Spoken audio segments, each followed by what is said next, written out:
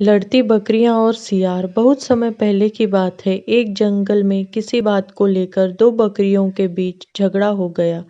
इस झगड़े को वहां से गुजर रहा एक साधु देख रहा था।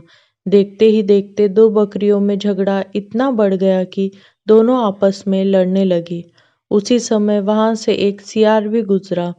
वह बहुत भूखा था। जब उसने दोनों बकरियों को झगड़ते देखा तो उसके मुंह में पानी आ गया।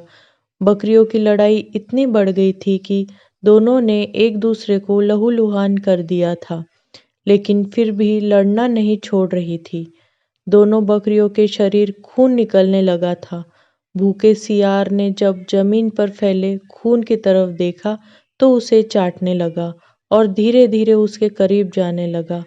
उसकी भूख और ज्यादा बढ़ गई थी। उसके मन में आया कि क्यों न दोनों बकरियों को मारकर अपनी भूख मिटाई जाए। वहीं दूर खड़ा साधु यह सब देख रहा था।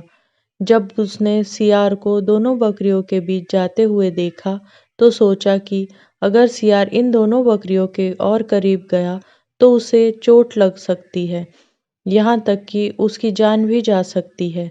साधु अभी यह सोच ही रहा था कि सियार दोनों बकरियों के बीच पहुंच गया।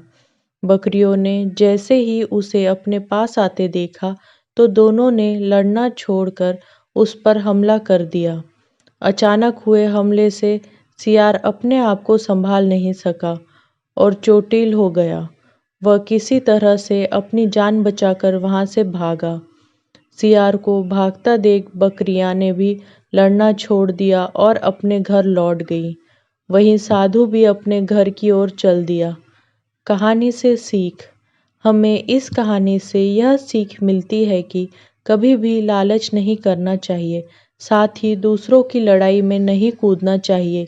इससे हमारा ही नुकसान होता है।